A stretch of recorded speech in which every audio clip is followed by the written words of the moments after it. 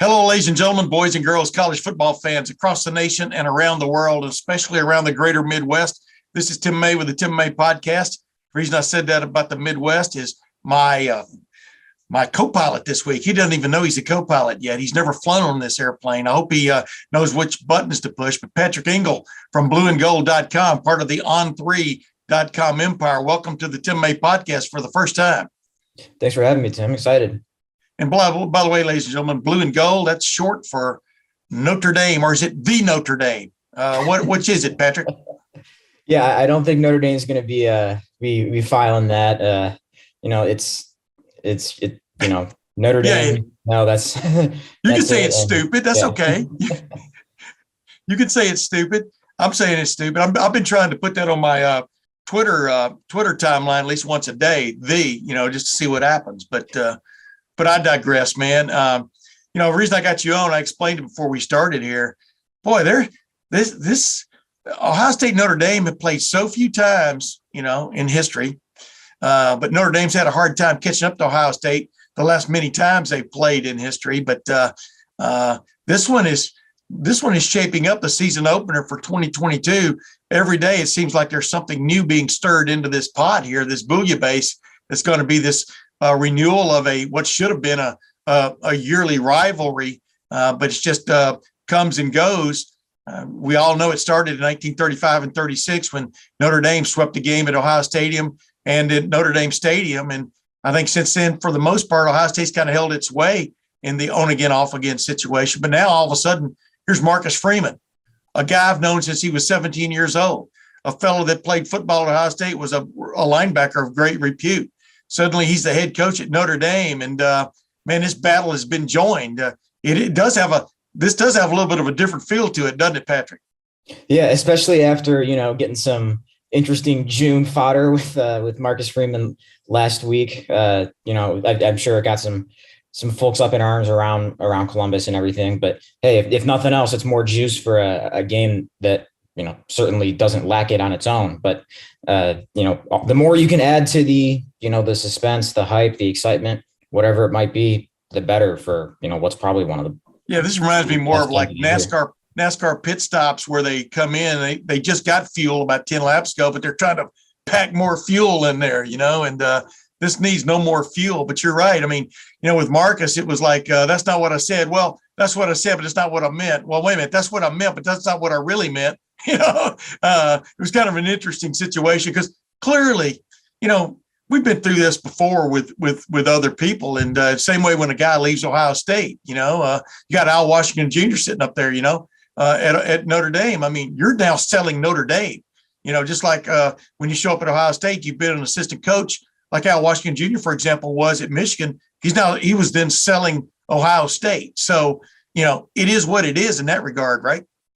Yeah, absolutely. And, I no matter if you read the initial quote from Freeman in the CBS piece and then listened to the full thing he said on the radio with old teammate Bobby Carpenter, definitely a strategic play to pick when and where to go make those clarifications there. But when you look at both of those, sure, I think he's, insinuating, implying something or whatever. But at the same time, like, this is something in what he's touching on as far as academic rigor and academic, potential or whatever you want to call it, is something the Notre Dame head coach should be leaning into when we've heard him really lean into and probably more than Brian Kelly did. And from the perspective of what Freeman's trying to do and what he's trying to sell, that's probably a good thing, even if, the phrasing or, way he put that, maybe could have been a little better. But at the same time, I'm not really sure there was anything that was, nothing you shouldn't be leaning into or anything that was gravely offensive in a sense. Yeah, not malicious. He was basically selling Notre Dame is what he's doing. I mean, and it's totally understandable. Like I said, I've known him since he was 17. I've always liked Marcus Freeman a lot, man. He's one of those quality individuals. He was an interesting guy as a player and even as an assistant coach. He wasn't really what I'd call super vocal with the media, but he was always interesting to talk to. You follow what I'm saying there? Not really a me guy. It was always about the team, et cetera. So I'm really looking forward to this to this game and that just adds to it. It is interesting because a lot of people thought the way things worked out there, that it could have been Luke Fickell being the head coach there if Notre Dame had waited another month. But instead, it was his top assistant from the year before who ends up getting the job. And, I'm just curious, how is that how was that taken by Notre Dame fans or by you guys who, cover Notre Dame, the media, making a guy who's never been a head coach before the head coach of one of the premier programs in the country, and all that means? Yeah, it's definitely I don't think it's lost on anyone in the fan base or among us, folks who are around the team, that it's a gigantic gamble in the sense that he was a Power 5 defensive coordinator for 1 year.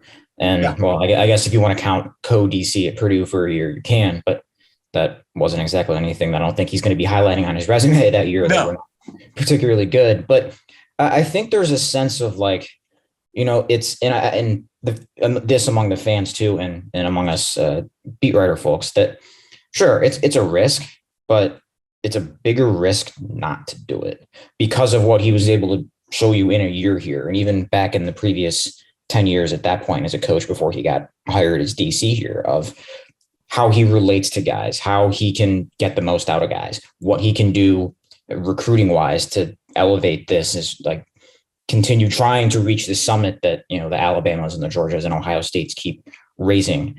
That I think it's been, and I think this is really what you've seen in the last 7 months, is that there's the idea with him that there's a path to a ceiling that's probably higher than where Kelly had it. And that's a risk to pass on, even if you're acknowledging, this could go a lot wrong, and all the stability and the consistency that Brian Kelly had built up here in the last 5 years could go bottom out. And then you're back stuck where you were when you had to hire Kelly to clean it up in 2010. But I think at least it's in a spot to be able to take that chance.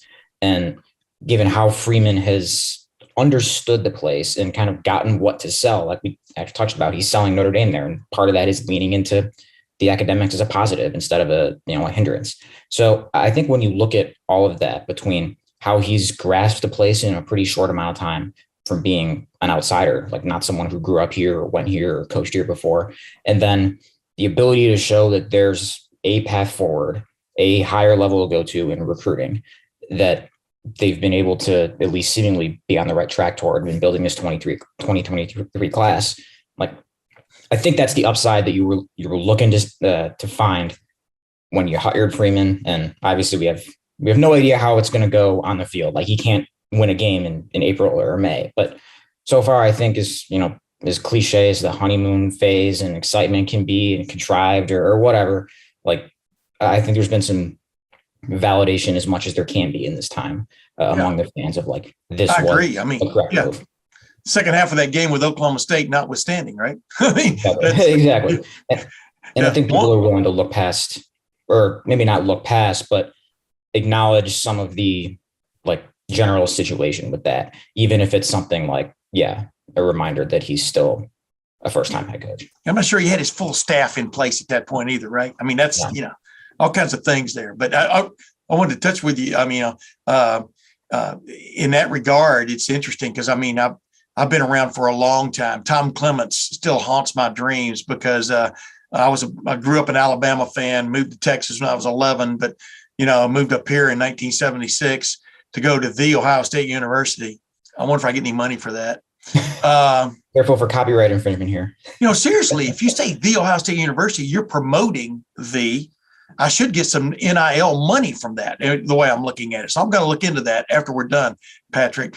But the bottom line is, I remember Notre Dame, has made, like a lot of schools, has made some, as you look back on them in retrospect, some big mistakes from a hiring standpoint. Jerry Faust comes immediately to mind. Went from Cincinnati Moeller High School to Notre Dame as a head coach. Things did not work out. Ty Willingham, things really did not work out. I thought Brian Kelly, for example, like you said, and what I'm leading to here is kind of an interesting thing I've read into this over the last 7 months, and the way you put it all together there. I think Brian Kelly got them to a certain level, and I think he got them back on definitely the major stage nationally. But it just seemed like he hit a ceiling there. And I don't know if you agree with that or not, but to get to that next level, what just Marcus Freeman has done in the last several months recruiting is evidence that maybe that change needed to be made, because what sets Ohio State and Alabama and Georgia and Clemson, for the most part, apart right now is recruiting that top level athlete on a big time consensus scale. And do you see a glimmer there that tells you, well, at least in that regard, maybe Notre Dame has gotten it right? Yeah, I think that's part of the ceiling, like I talked about, of like, all right, showing the fan base that even if this is a giant risk, that who knows, we might look up in 2 years and see this is closer to a Jerry Faust repeat based on on-field results, that despite that dice roll a little bit, there's a level that Freeman as a recruiter can take them as far as talent acquisition, which we know this is really what it comes down to. Yes. That Kelly and that structure probably wasn't going to quite go to, even though they had just signed a top 10 class that 2022 that was largely assembled before he left for LSU. Yes. And I think why there was a little bit of like baseline kind of always existing antsiness, consternation, whatever you might want to call it, even with going 54-9 in Kelly's last 5 years, even with making the playoff twice. And just the kind of the idea of like, is it going to get any better than this? And even though it seems like a dumb question to ask, considering there's probably 125 other FBS teams that would kill to be in that spot at all, this is a place that still measures itself on wanting to win national titles. And that's the standard and nothing else. And that's what the fan base is used to and going to hold them to.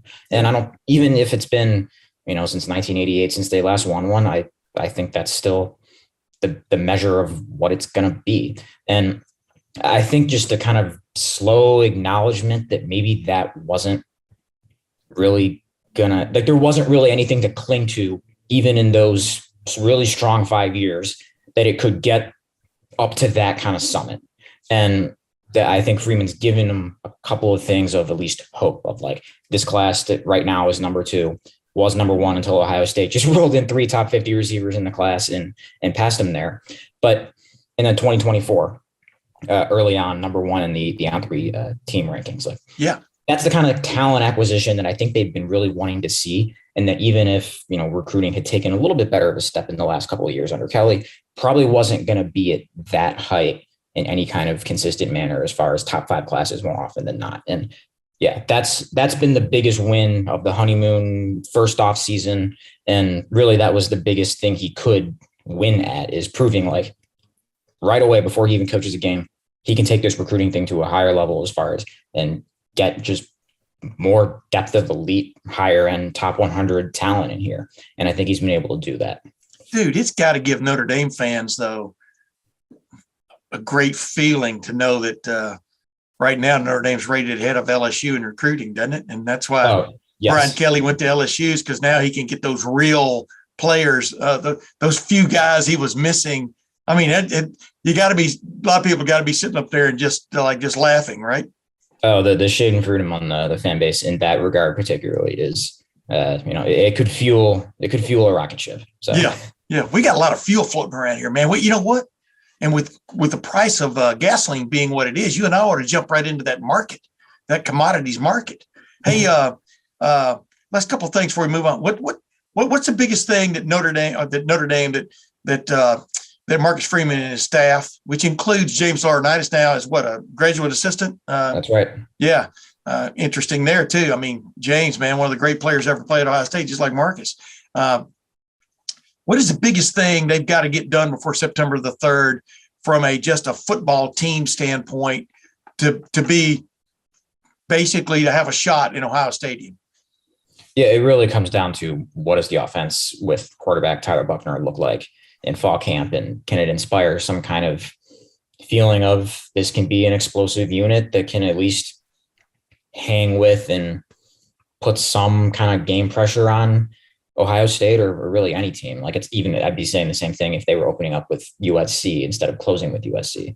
That's really what it is, where Buckner was a top 100 consensus recruit in the 21 cycle. even though he only played 13 games of high school football because of California didn't have a season due to COVID. He tore an ACL, but really, really intriguing ceiling for him all throughout that. And that one you saw a little bit last year when he kind of surprisingly played in 10 games as a freshman as kind of a change of pace QB. Yeah. Saw a lot of upside with him as a really high level athlete, really good runner, but some inconsistencies throwing the ball that maybe you would have expected for a guy with that little experience. But how much he can progress in that area as far as making reads, being comfortable, being more consistently accurate, being able to get some zip on making all the throws. As much progress as he can make in those areas in this offseason is really going to be kind of the key of, is the offense a good unit that can pour on points against, whatever defenses, but won't be quite enough to win a shootout if you have to do it. And, in this age of college football, you're going to have to win one of those at least once or twice a year.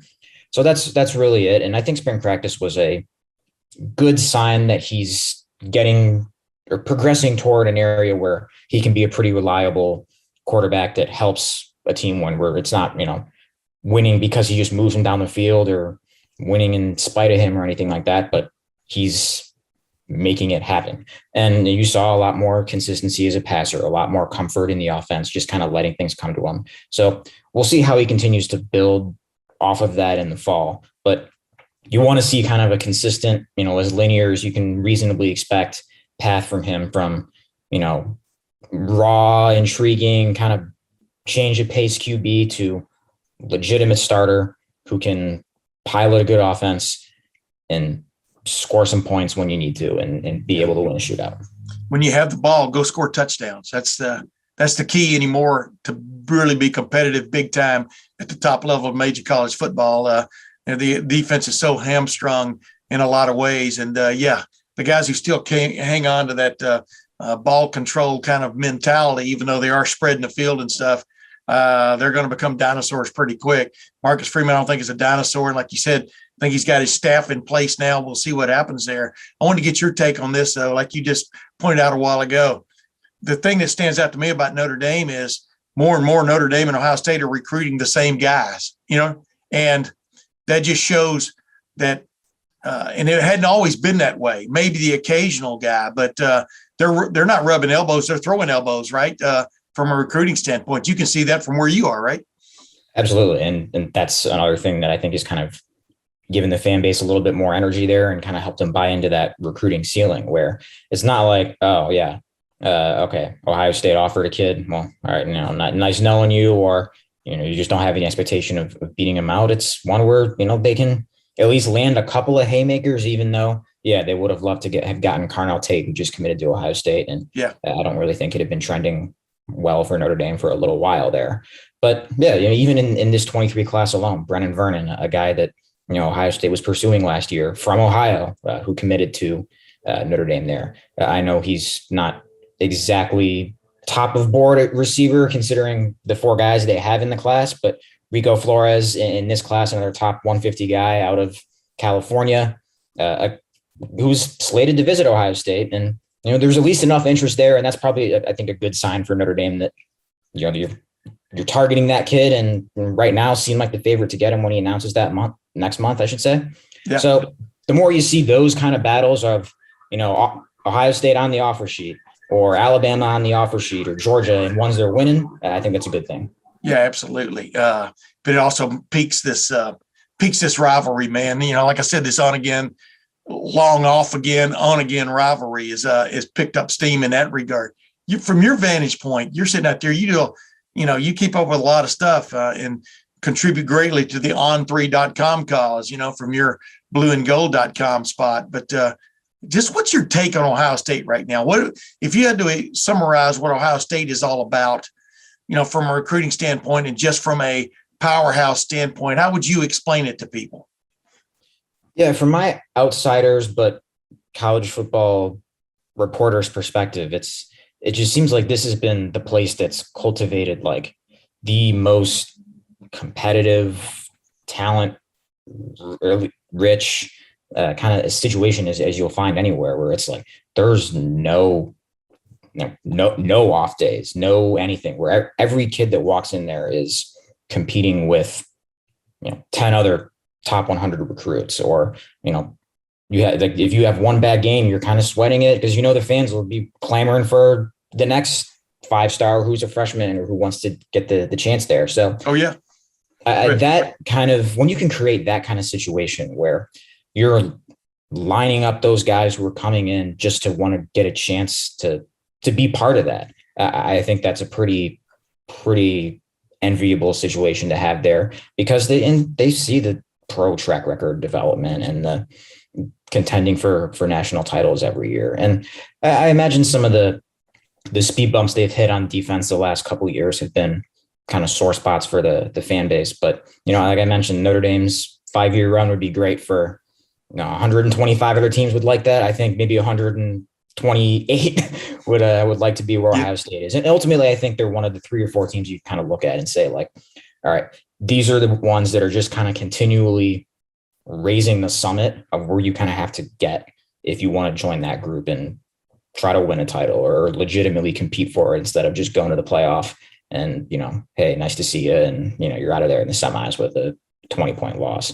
So, yeah, if I had to sum it up, there's only a handful of maybe 3 or 4 teams that have that power and are at the center of continuing to push the summit upward. And I'd say that they're one of them. Is Ohio State now seeing, Ohio State under Woody Hayes, the world famous 3 yards in a cloud of dust offense that he perpetrated there for decades? Is Ohio State now seen from your vantage point as just a top level passing offense? I mean, just give me your view from that vantage, because they led the nation last year in total offense.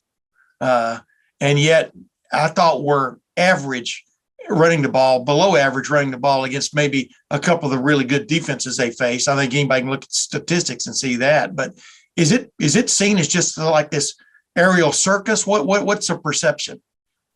Yeah, aerial circus might be almost like sounding like it's a kind of a mess, but no, I don't think it's a mess at all. It's, you look at the collection of QBs that they've brought in, where what is it? Not Jack Miller, Kyle McCord. Sorry, we're a borderline 5-star, if not a 5-star in the 21 class, is like right.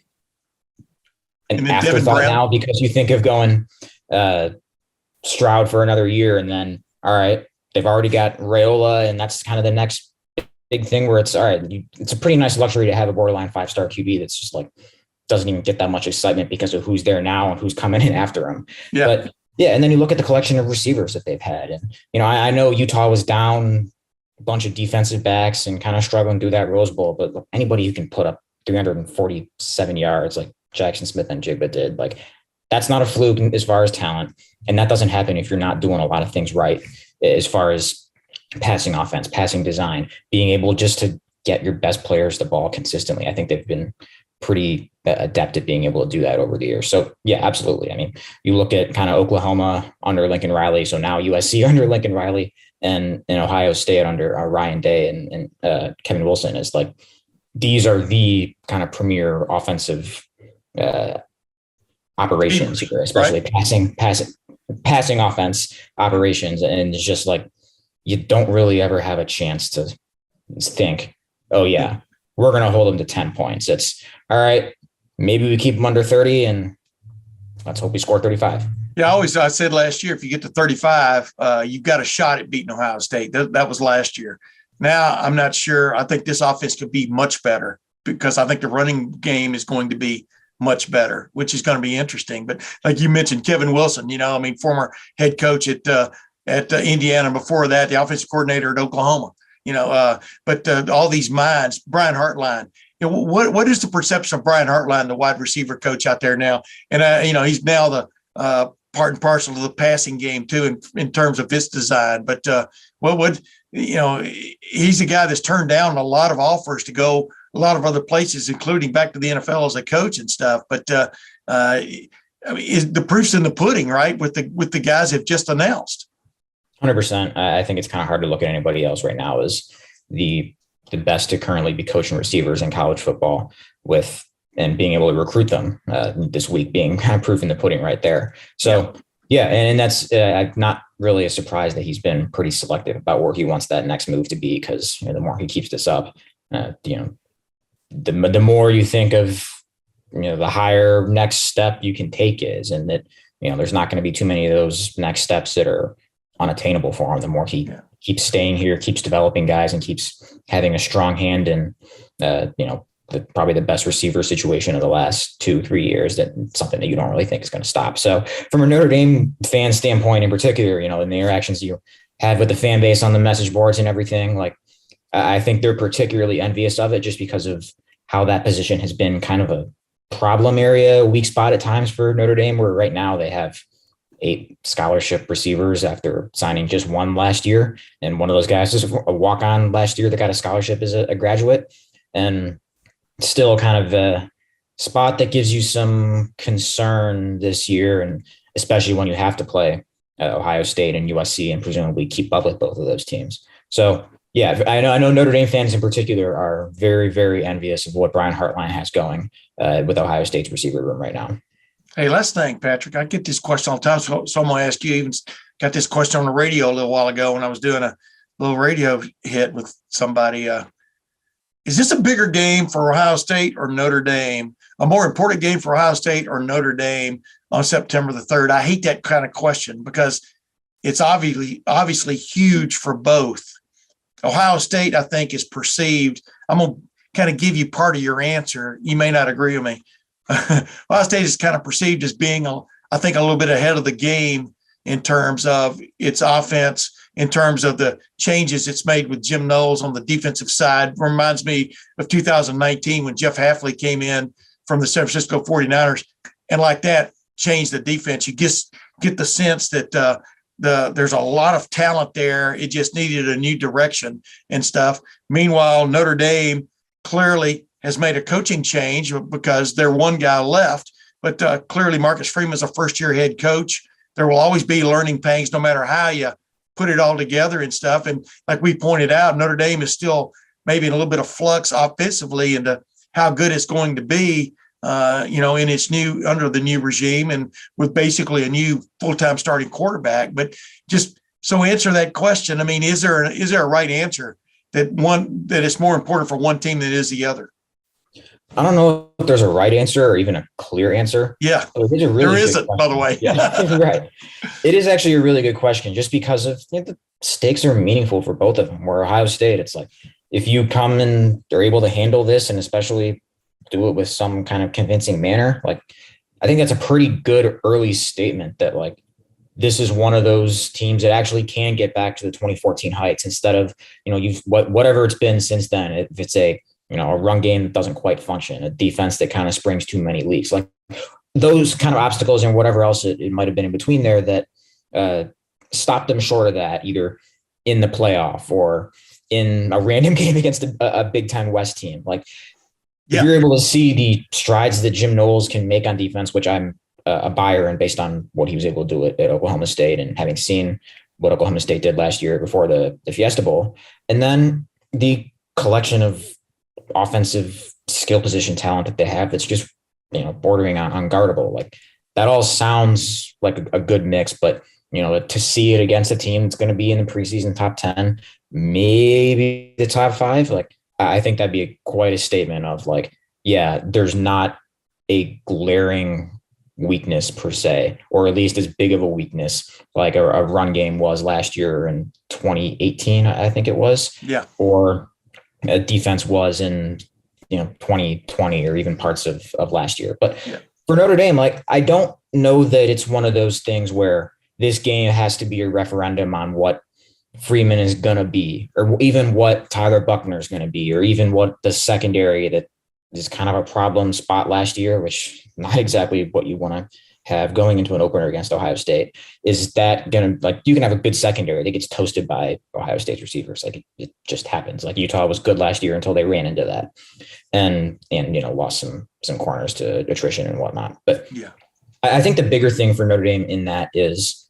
you're going to get a chance to see right away how much room you have to make up, how much ground you got to continue climbing to get to that summit of college football that you bet on Marcus Freeman being able to take you to. So I don't know that whatever the result is, let's say it's, a loss, like, I don't know that that's going to be a thing of, oh, well, he can't get him there. But I think there's definitely a chance you're leaving that game with, Notre Dame losing by a couple of touchdowns and saying, well, here's where we know exactly what the biggest steps are and just how much of a gap there is and what has to kind of close in there and what you got to do to make it up to get to that kind of spot. It's probably the best way to put it is it's a measuring stick game. And I think there's a lot of value in that. And long term, as far as, all right, it gives you right away, one game, a sense of exactly the things you have to continue to keep adding, keep developing, keep strengthening, keep closing to try to get closer to that summit that seemingly keeps raising every year. So a lot of value in that. So maybe because of that, I'd say Notre Dame, but then again, like, if you're Ohio State coming in as preseason number 2 at worst, probably really thinking national title, really feeling good about the tweaks you made on defense, really feeling good about how potentially potent the offense can be. Yeah, this is a big deal for as far as adding a potentially big win on the resume there. So I think it's really important for both of them, honestly. And I'm not sure there's an obvious one or the other there. Yeah. Well, it's going to have ramifications one way or the other. It's a great college football opener. You agree with that, right? I mean, wow. Oh, absolutely. Right? These are the kind of openers on campus to storied teams, all that that you want to see every single year. And not, in a football, the NFL dome or whatever, where, you might have upper deck seats empty. No. Yeah. Put it on campus, do these home and homes. This is exactly the kind of thing you want to see on opening weekend in every year. Ladies and gentlemen, Patrick Engel from blueandgold.com. It's blueandgold.com, right? Do I have that right? That's right. And of course, a part of the on3.com empire. You like the way I say that? Absolutely. That's what we're building. Patrick Engel, thanks for joining the Tim May podcast, my man. And I will see you September the 3rd for sure. Looking forward to it, Tim. Thanks. And ladies and gentlemen, until next week, this is the Tim May podcast. We'll see you then.